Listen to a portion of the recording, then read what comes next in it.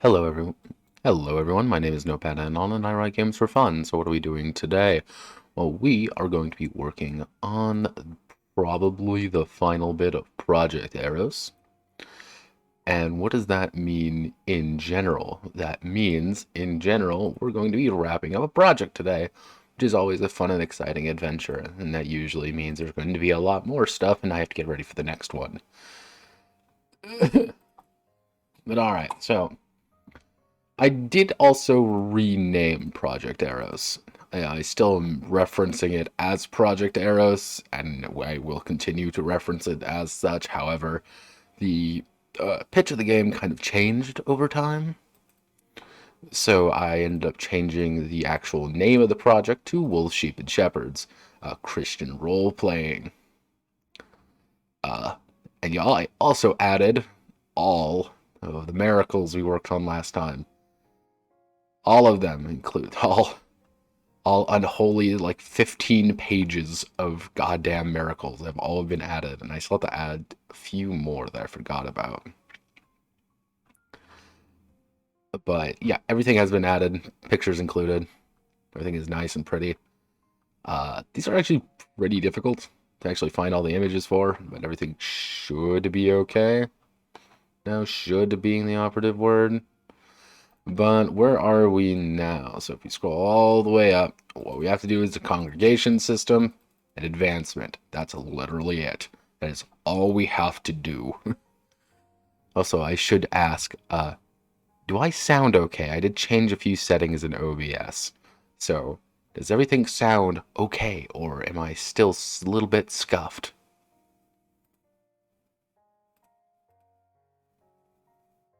Gusha, Guda, Guda, Guda.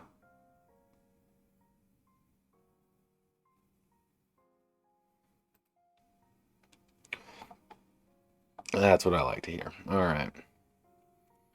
Yeah, when I was uploading a few of the videos, I noticed my mic was very scuffy and very weirdly bassy, so I ended up having to go back and just fix a few things up. So hopefully this sounds better.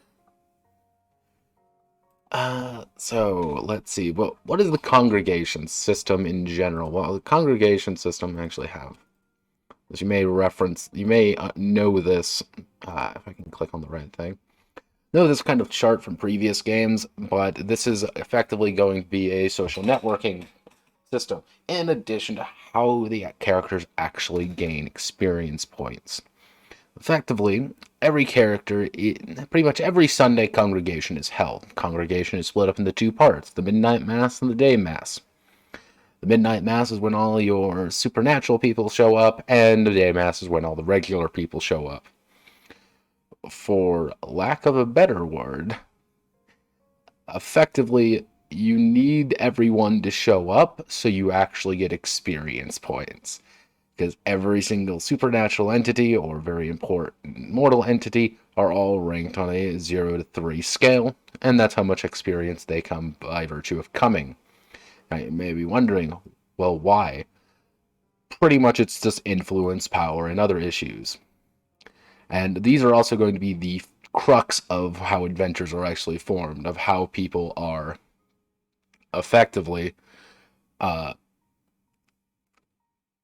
okay, god, let me just how people are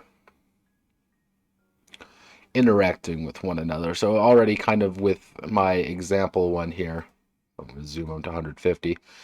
Our example has let me double check to make sure nothing's in the way. Oh god. Oop, nope. There we go. Put it right there. So we have the Holy Church, of course, Abbot Michael and our adjudicators. And we also have, for the Midnight Mass, the DiCarlo Lamia family, the Thomas Wick and the Wick family, who are all ghosts, and finally a giant werebear clan who all hate each other.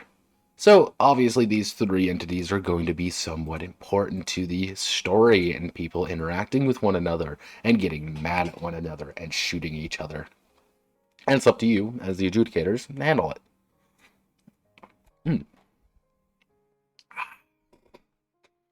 So,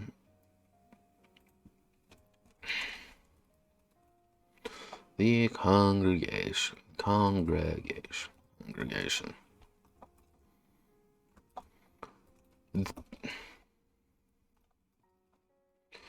Church is both an an overseer, supernatural and natural, overseer of their supernatural and natural flocks,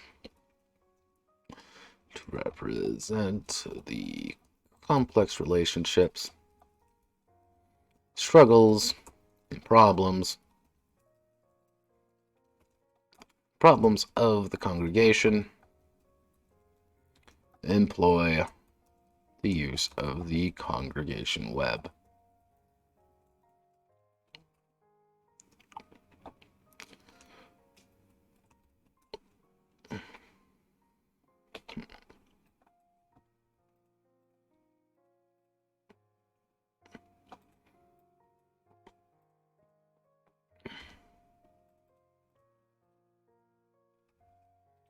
Administrator, employ the use. Problems of the congregation. View. Congregation. Draw up. I can actually type and use the congregation web. Congregation web represents the Andromatus persona that inhabit the midnight mass for the supernatural, and the daylight mass for the regular souls.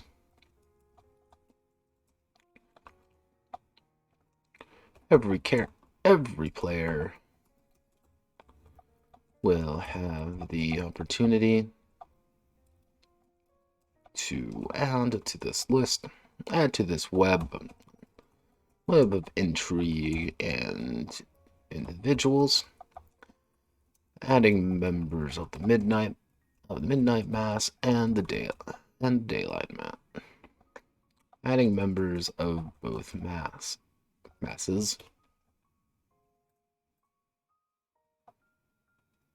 plural of mass.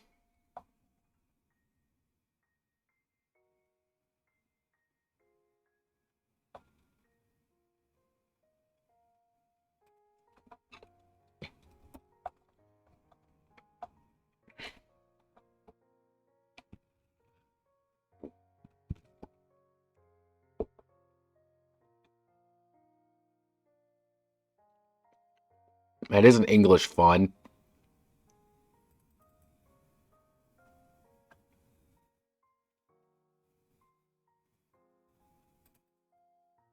Masses, alright, yeah, it would be that's a really weird way of writing it. Why is English the way that it is? Oh god. Both masses.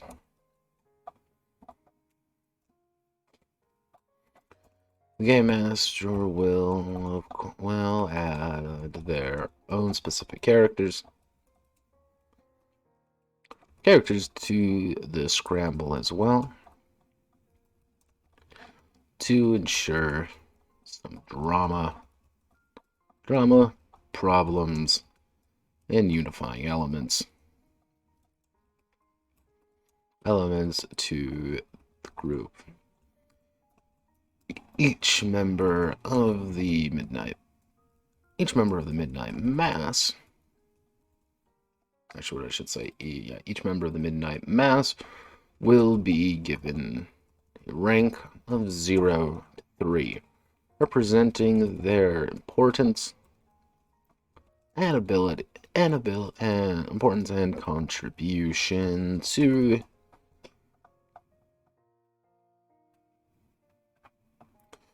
the church and the local adjudicators. On average, a starting congregation will possess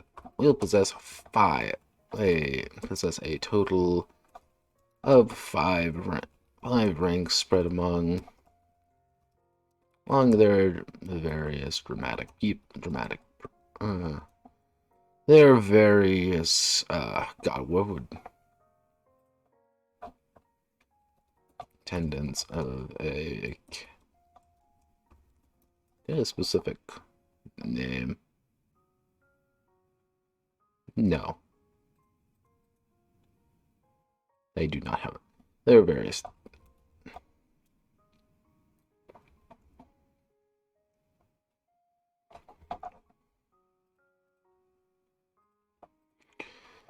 To encourage players to not simply increase one individual to rank 3, inform them that higher ranks often come with higher maintenance requests and problems. They fully expect the adjudicators to handle. Alright.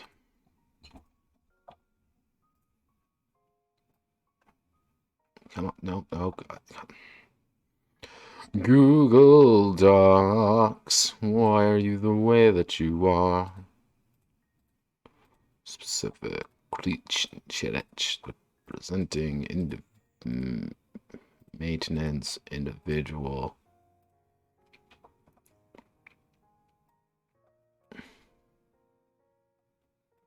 Okay, here we are. Well,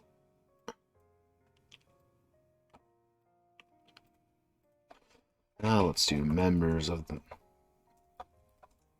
Midnight Mass.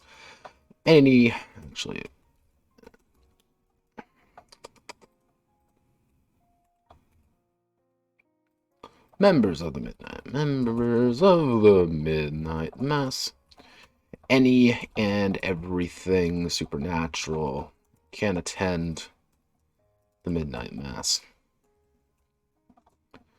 On average, it is much smaller than the traditional morning daylight mass, but it will attract entities beyond the mortal coil. Lamia who attend mass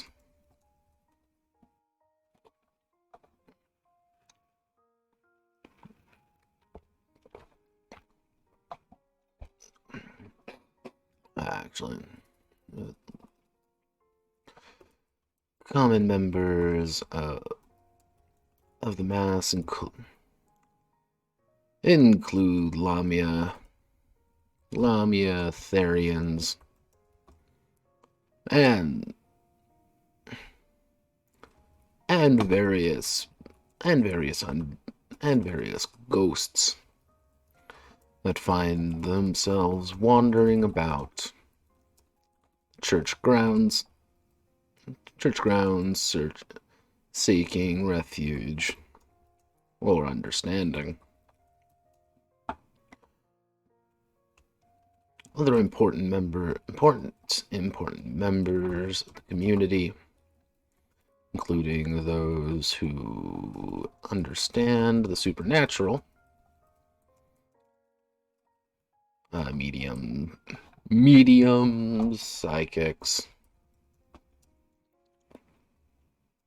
and proto-magicians. They also find themselves in the pews. As well. which is very rarely 10 midnight mass. And if they do, there's often a significant catch,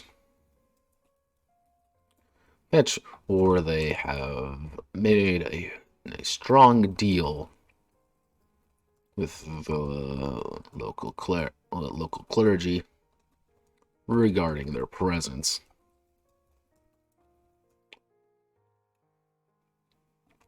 Even supernatural beasts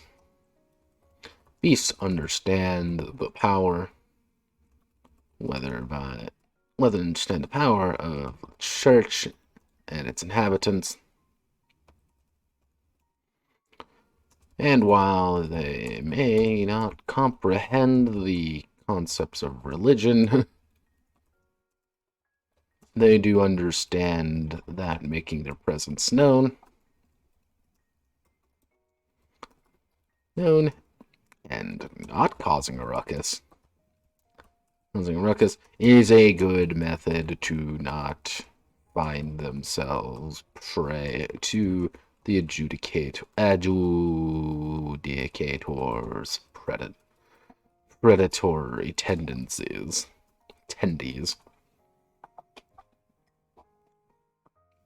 Right, we have 3 viewers. What the hell is going on? Hello, 3 viewers. Why are you all up? It is very late. But if you have any questions, feel free to ask, as always. Exactly, Pog.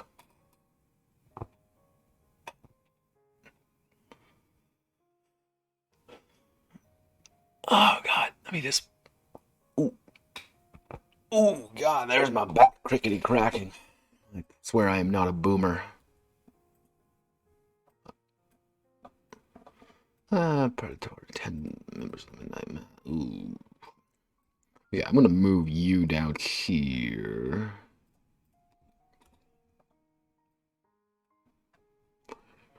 Church grounds, wandering. Let's slap an image right there, and what we'll do is... Side note. Example congregation. Example congregation.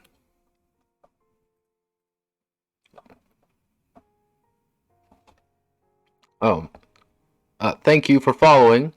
I'm going to completely mispronounce your name, by the way. Batata Tata Estelar?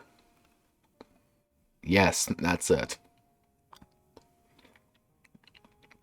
Thank you for the follow.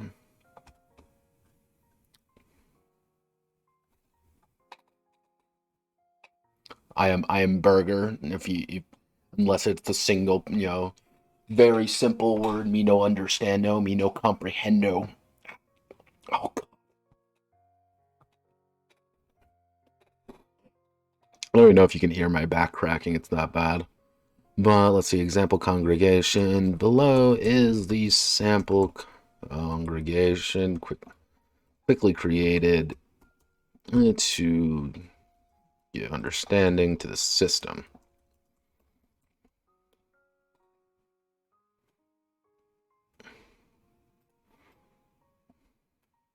Put it right there. Understanding the system. With the Holy Church at the center. And the adjudicators surrounded in purple.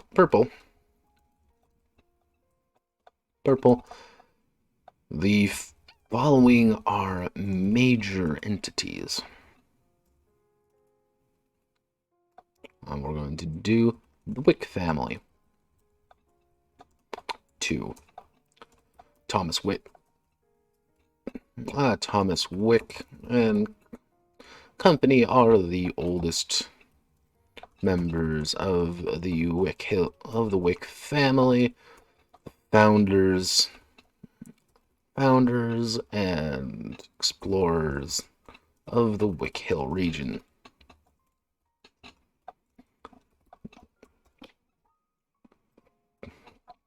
An old family with old ties, inevitably bring a plethora of baggage. Baggage. In which case, Thomas's is most of his deceased deceased family member, most of his deceased family members as ghosts.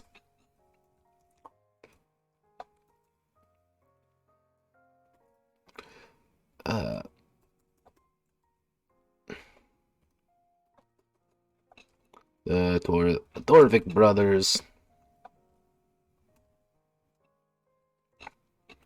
Daniel and Clark, Thorvikson,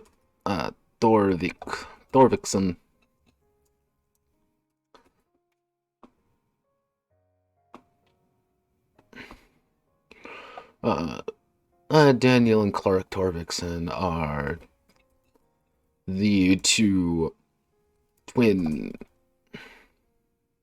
heads of their Therian clan of werebears. Often coming to blows due to their perceived differences about how things should be run. Both calmed down when Clark's wife gave birth to Pauline, but it was soon revealed that Daniel is Pauline's real father, leading to more tension among the family.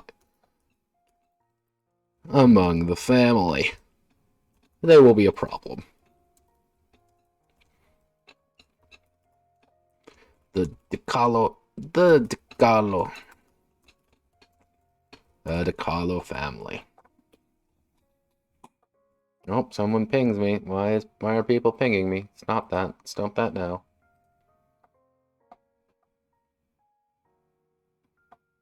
Oh.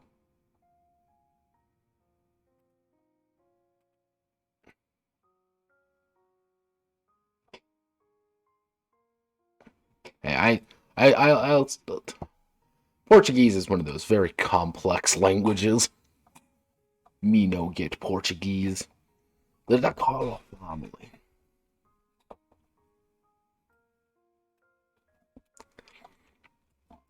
Under the centuries old Lamia Jasper, who refuses to come to midnight mass properly, and instead demand he be live streamed from his casket.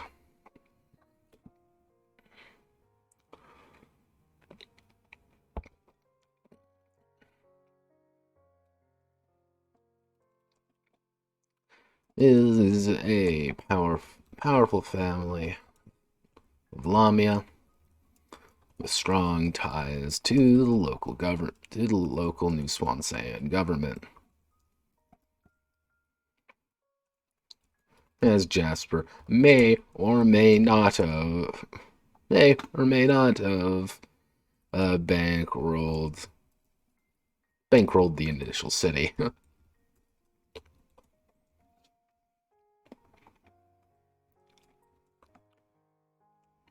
His most recent acquisition, Hector Thomas, often comes in his stead,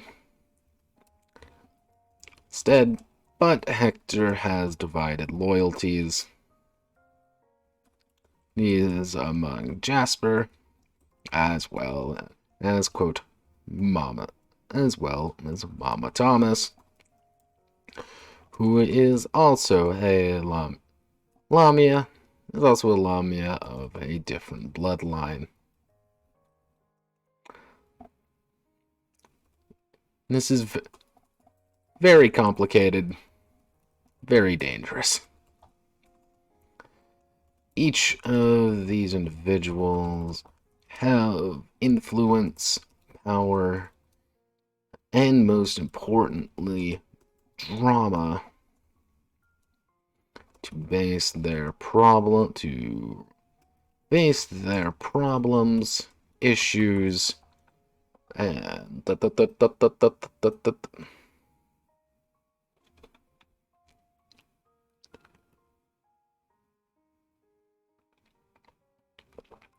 I could say that with Portuguese, yeah, easy.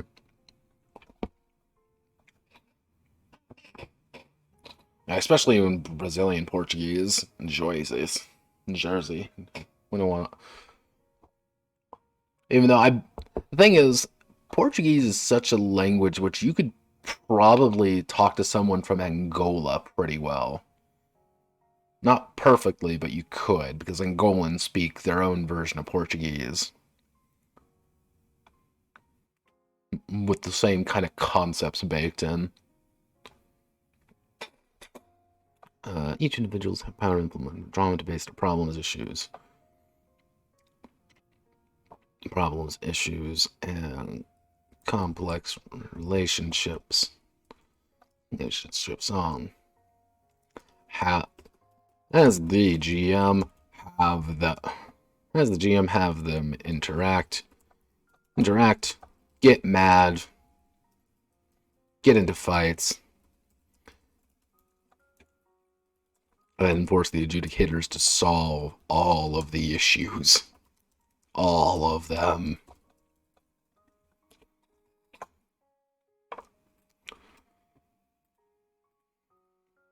That's one of the key things I always like doing is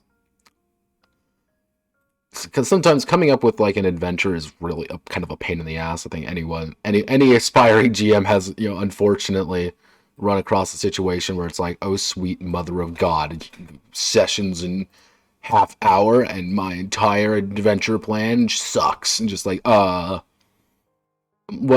this is here for is for you, yes, you, to look at it and be like, oh, all right, okay, I know what to do. Like, I'm gonna have Jasper have a meltdown. Jasper's not feeling good. Fix it. Or hey, the Torvik brothers, they're getting mad at one another again. We have to fix something. Or oh no, the Wick family, like, oh, Thomas hasn't shown up for mass. Wonder what's going on there. Getting wacky.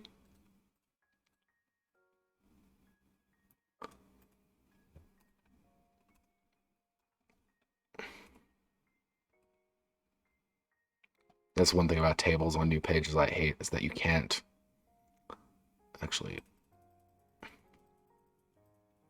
make it a 1-point fucking font, but it works.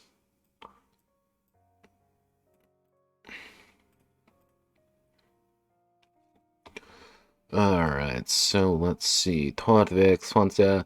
Also, fun fact about New Swansea, and in turn, the Wick Hills, is that is a setting I've actually wrote up a long time ago, and I wrote it up for one.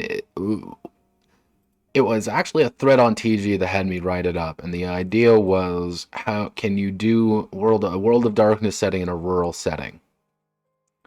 And people were like, oh no, it doesn't work, it's kind of hard. And I said, no, like, let me tell you about, small towns, and how small towns in middle America are actually really scary. And I wrote up, and I just kind of came up with Wick Hills kind of at the top of my head, and wrote this little section about my experiences mostly in small town middle America.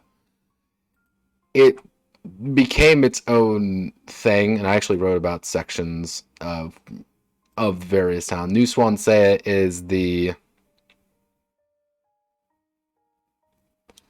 like the main city, and then Wick Hills is divided among a couple towns. Wick Hills is just the small town surrounding it.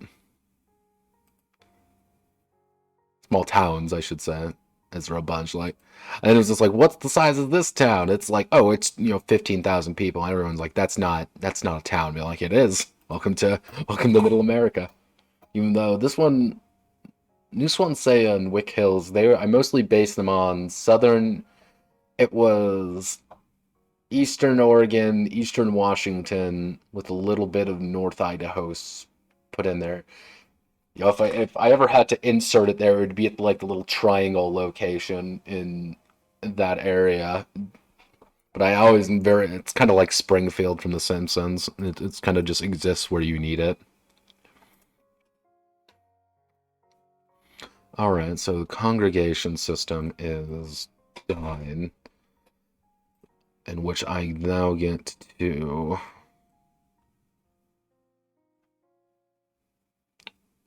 I get to act. Do I want to put it? Yeah, I'm going to put it at the very bottom.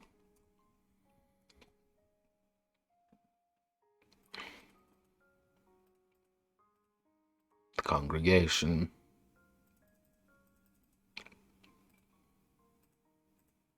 Two.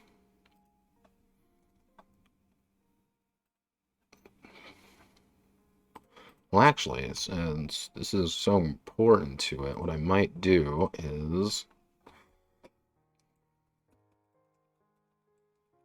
character advancement in the congregation. Very rare for me to put character advancement literally at the bottom, but there's no good place to put it, unfortunately. So, character advancement and the congregation. The adjudicators gain power through the faith of their flock. Every Sunday, congregation is held. Whoever attends will distribute their points to the adjudicator. Well, their points to the adjudicators to level up. To actually as experience. To the whoever attends will distribute their points to the adjudicators who can use them to increase their attributes, improve their relic, purchase additional miracles,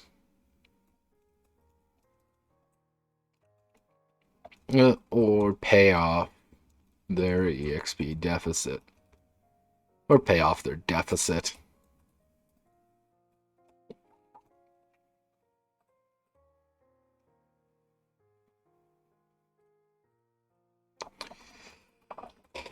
If a character does not attend mass, then the adjudicators will receive nothing. Leave nothing from them.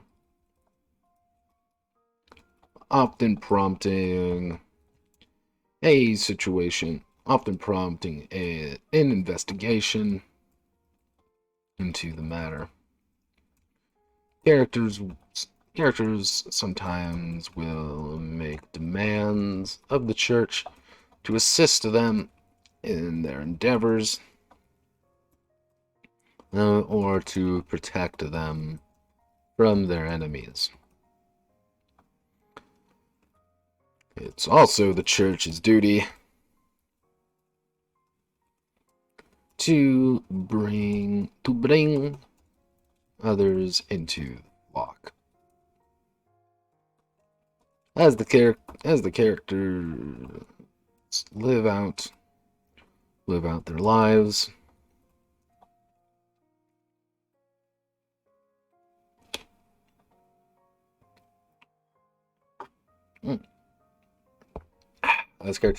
lives, they will meet other supernaturals, fight other problem children, deal with the emotional baggage of their flock, and invite others into the fold. It will not get easier. It will not get easier. But such is the shepherd's duty to manage the sheep and stop the wolves.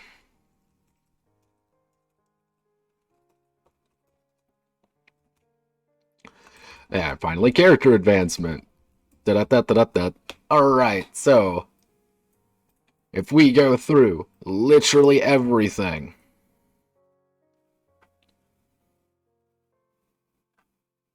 okay, so we're going to need to do here. So what we're going to be doing for attributes, we're going to make a chart. We're going to do D4. Actually, to get by a D attributes, 2 by up.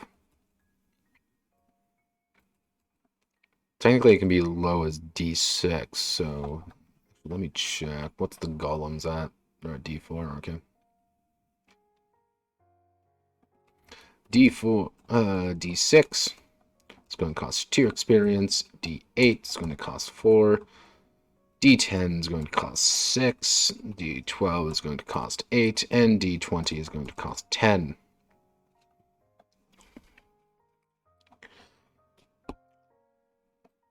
But what does this mean? This does not mean to buy a D10 you need 6 experience. It means you need it's 12 experience.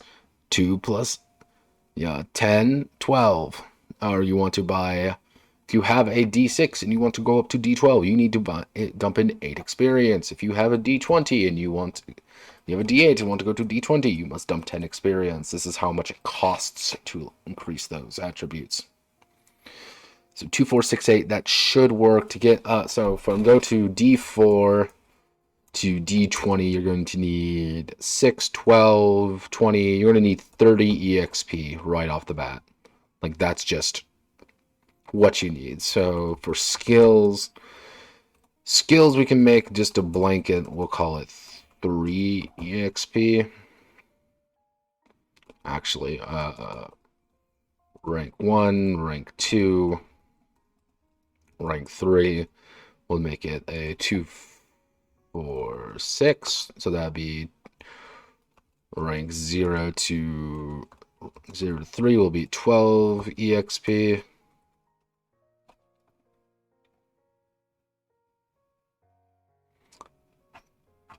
In case you're wondering why I'm doing this, I just need to double check to make sure all my math is right. Because math is fun, kids. Remember that.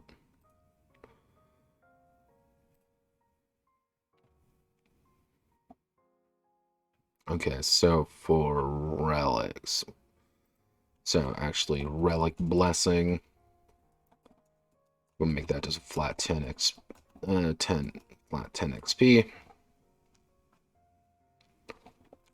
Miracles, we're going to base off the rank. So 1 is going to be 5, 2 is going to be 10, 3 is going to be 15, 4 is going to be 20, and 5 is going to be 25. That'll work. Math is bad. Make head hurt. It does. So to buy from miracle rank 0 to 5, you would need 15, 30, 20, 50, 54. Jesus. 50. You need 75 fucking experience. EXP. Okay, yeah, no, that's getting toned down. Let's do 3 perhaps. So 3, 6, 9, 12, 15, so that would be 9, 18, 30, 45 EXP. Make miracles a little bit more expensive, but miracles are a little bit open, so that should be okay and encourages you to buy rank 1 in some things. Yeah, alright. Think this works. It's not perfect, but it works. So what I'm going to do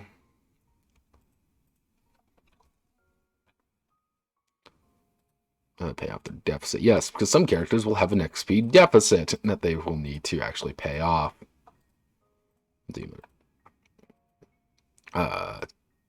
Insert table 2 by 5. Actually, because I'm incorrect. Actually, no, I can do this. Bring back my table. Dice value.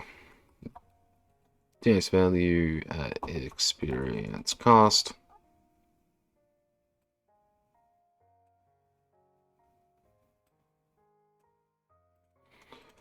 D6, 2. D8, 4. D10, 6.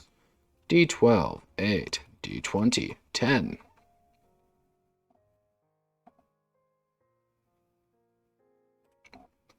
I should add as a footnote.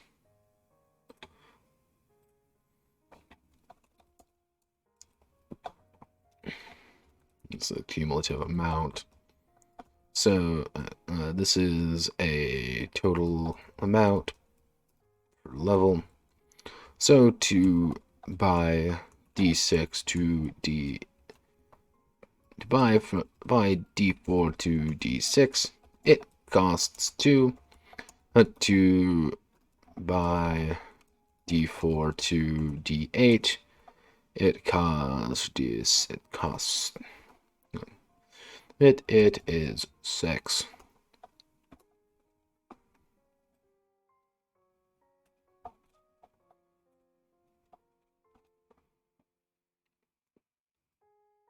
What I'm actually going to do is I'm going to zoom in 150, select that 7, to move the 7 over there.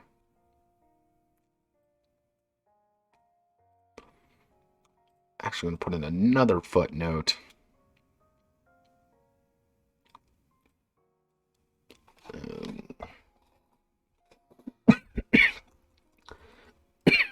Oh, God. Need a drink. Oh, God.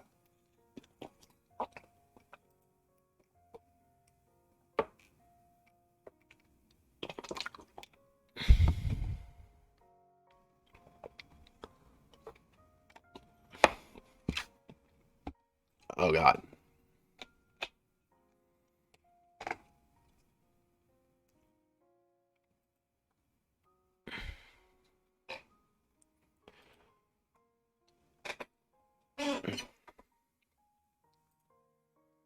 In total, to go from D4 to D20, it requires 30 EXP in total.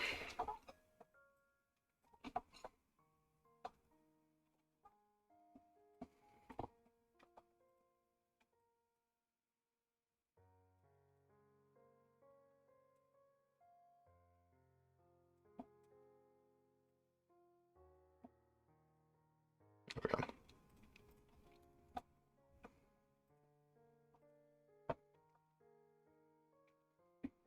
And we're going to do the exact same thing down here with skills. Well, actually, we'll be able to fit everything. No, we won't. So.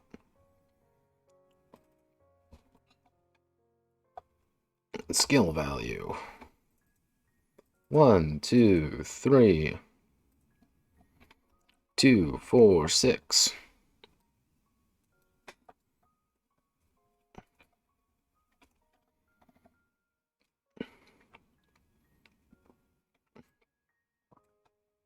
Actually, I don't need this anymore.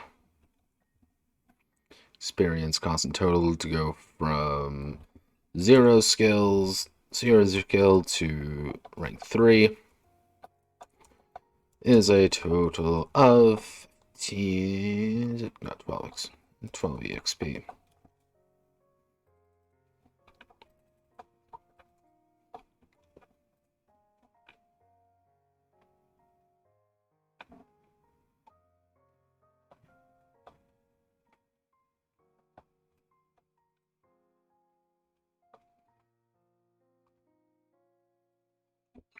Miracle rank. 1, 2, 3, 4. Tab. 4, 5. And 3, 6, 9, 12, 15. In total, go from rank 0, go from rank 0 to rank 5 is a total of, how much experience is it? 45 EXP.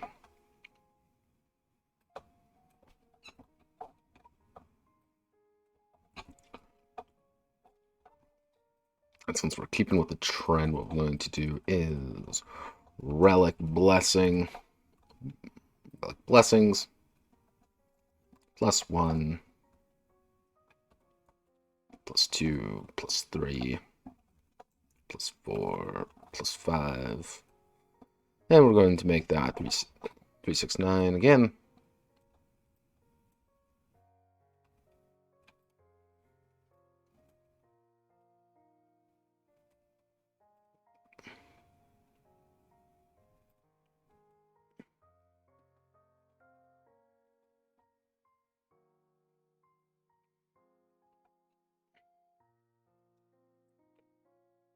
Every additional blessing costs 3 more EXP to gain. So to have three blessings would cost a total of 9 EXP. First one is 1 is free. 2 costs 3. 2 costs 3, and 3 costs 6.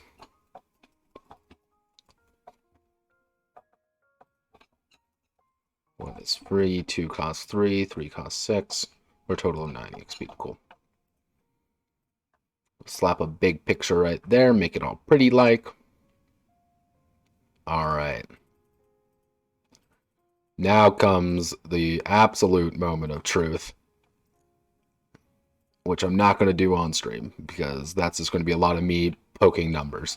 So, overall, from where we are right this second, we go to tools, we go to word count, we are at 11,484 words at 51 pages. We scroll all the way up. Outside another pass through, which honestly, it's not going to be that difficult. Actually, what I should do is, it's going to drive me absolutely up the wall. I'll probably maybe slap an image right there or something, I don't know. But overall, it appears that we are done with Wolves, Sheep, and Shepherd, formerly Project Eros. And let me just do another quick double check. All right, everything looks good on my front. Everything looks good. What I'm gonna have to do now is I will probably go through everything one more time to just clarify some numbers to make sure everything works. The only major changes that will probably be taken are the fact that I'm going to have to probably change the starting XP numbers, just because I wrote that before I got the XP chart finished. So, but overall, that shouldn't be too complex. I want to make everything roughly the same, but just keep the deficit higher on some cases. But what do we do? So what I should do is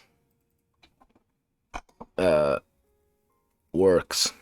And there's also a few other little things I just need to add, but nothing too drastic. But yeah, we are done.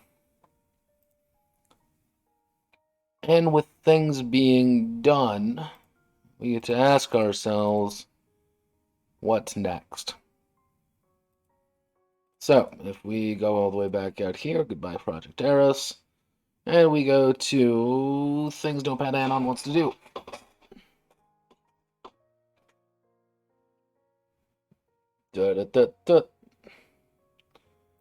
Okay, so boink. And if we scroll down a little bit more, current projects, done. So our next project is going to be, our next project is going to be Project Golem. I knew this wasn't going to be a very long streams to sleeps. Like that was the only bit that was left. I actually thought about doing it yesterday, of just to wrap everything up, but I'm like, screw it, let's keep the schedule. But yeah, today we're gonna be dealing with Project Golem next. Now, Project Golem, I have ideas for. I have the nature of things. Right now, what I'm wanting to do is I want to get outside my comfort zone, because initially I actually thought about using the beat system for it again, but I said, you know what? No, I use the beat system this time. I use the beat. I'm thinking about using. I've been using things like that for a while, so I want to try something new. So I'm going to be exploring around a little bit, see if I can't poke and prod and see what else I can find to make things a little bit more interesting for Gollum, get me out of my comfort zone a little bit, because I've been finding that I've been kind of stuck in this I won't say holding pattern, but very much I've been kind of in a comfort zone and I've not been wanting to leave it. So I say, screw it, let's leave that comfort zone a little bit. Let's, break out of it. I want to be free. Free for the first time. I can't sing the rest of the point. I can't hit Freddie Mercury's notes, for God's sake. But Gollum, I want to get out of some basic conventions I've put myself in. And I want to play with it a little bit more. I want to see what people are really looking for. And I did ask around a bit, kind of say like, oh, what are you people actually looking for? And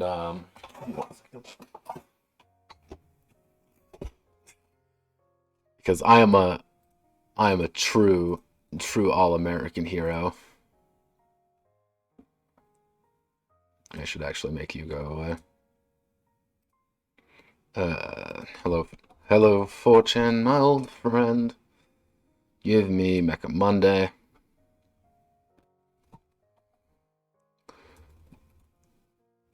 There we go. So,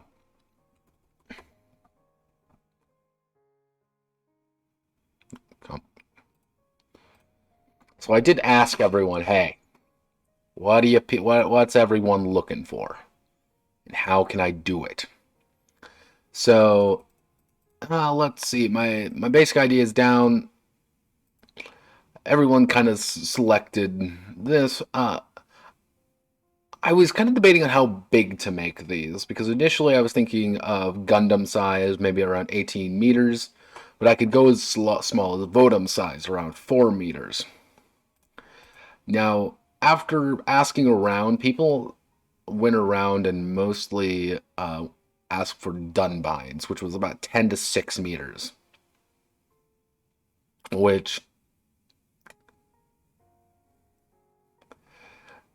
it's one of the things I want. 10 to 6 meters doesn't seem like, oh wow, that seems really small. Oh wow, but you gotta remember, Gundams are huge. Gundams are massive. 5 to 10 meters. That's 6 to 10 meters. That's still pretty big. But it's still very much a solo mech, which that's kind of one of the things I want to get across a little bit easier. So let's see.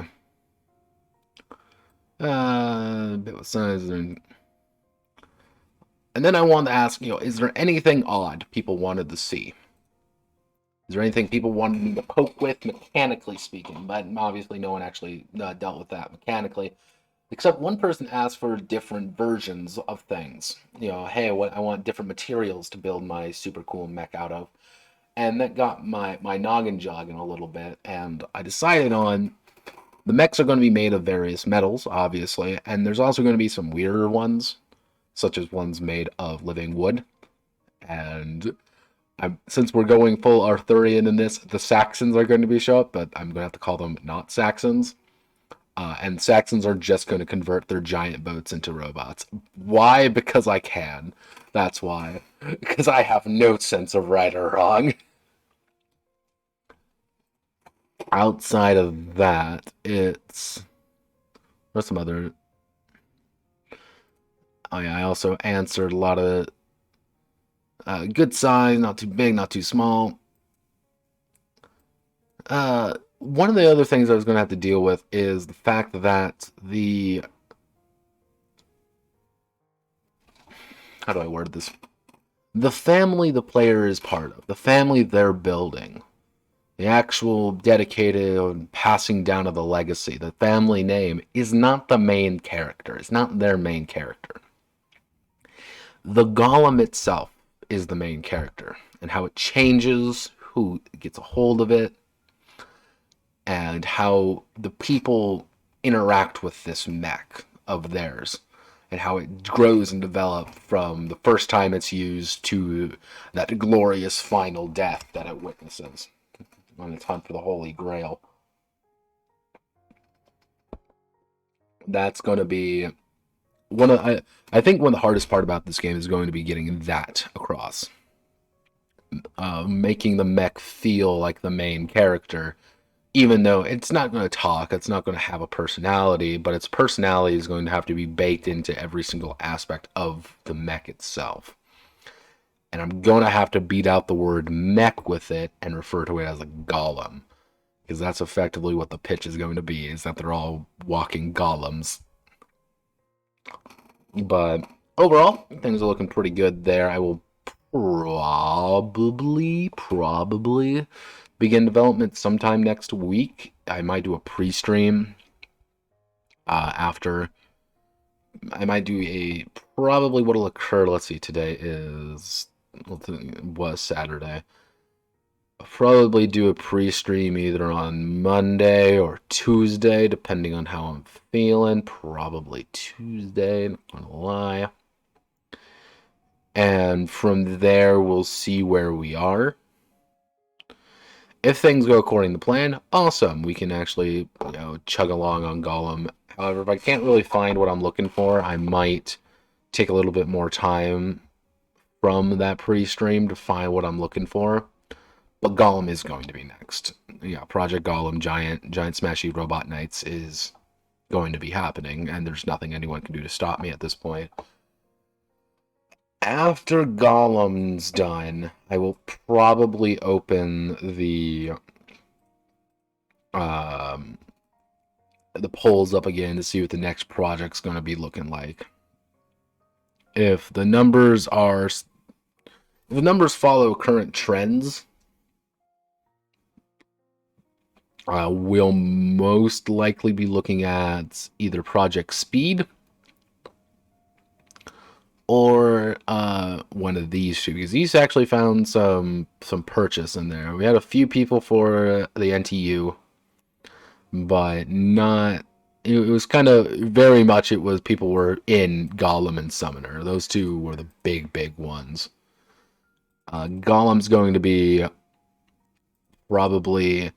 If I were to be conservative, if things go exactly according to plan, I'm estimating 5 to 6 episodes, possibly even 7, one of the longer games I've written.